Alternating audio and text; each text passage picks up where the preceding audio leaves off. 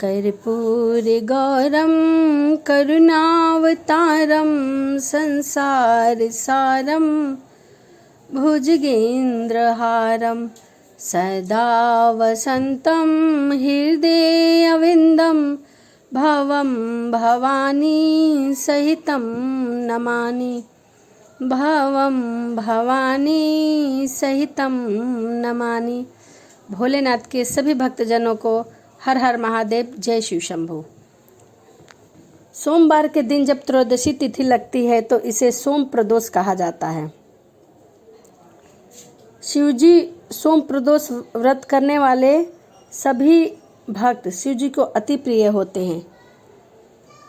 सोमवार व्रत प्रदोष का अधिक महत्व बताया गया है। कहा जाता है कि उस दिन भगवान शंकर नृत्य करते हैं और जो सोमवार के दिन प्रदोष पड़ता है उस दिन प्रदोष को जो भक्त करता है, शाम के समय में भगवान शिव की पूजा करते हैं, उनके सभी पाप शिव जी नष्ट कर देते हैं और शिव भक्ति को प्राप्त भक्त उत्तम स्थान को सुख पाता है, जैसे कि सोम प्रदोष होता है। तो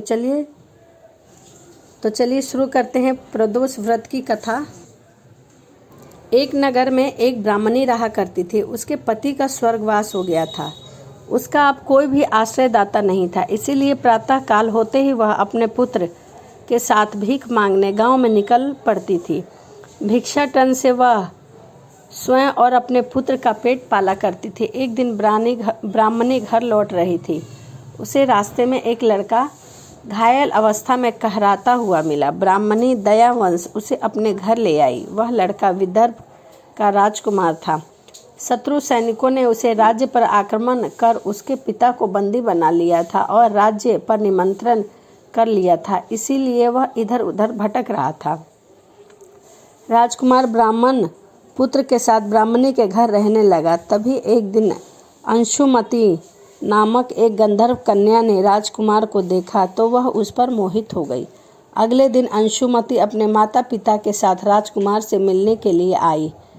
उन्हें भी राजकुमार भा गए। कुछ दिन बाद अंशुमती के माता पिता को शंकर भगवान ने स्वप्न में आदेश दिया कि राजकुमार और अंशुमती का विवाह करा दिया जाए। उन्होंने ऐसा ही किया। ब्राह्मणी प्रदोष व्रत किया करती थी। उसके व्रत के प्रभाव और गंधर्व राज की सेना की सहायता से राजकुमार ने विदर्भ से शत्रुओं को खदेड़ दिया और अपने पिता के राज्य को पुनः प्राप्त कर लिया और आनंद पूर्वक रहने लगा।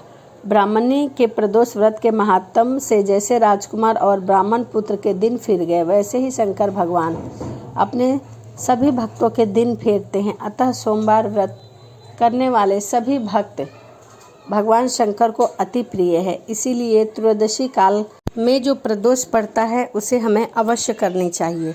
तो चलिए इसी के साथ मिलते हैं अगली वीडियो में। हर हर महादेव, जय श्री शंभू।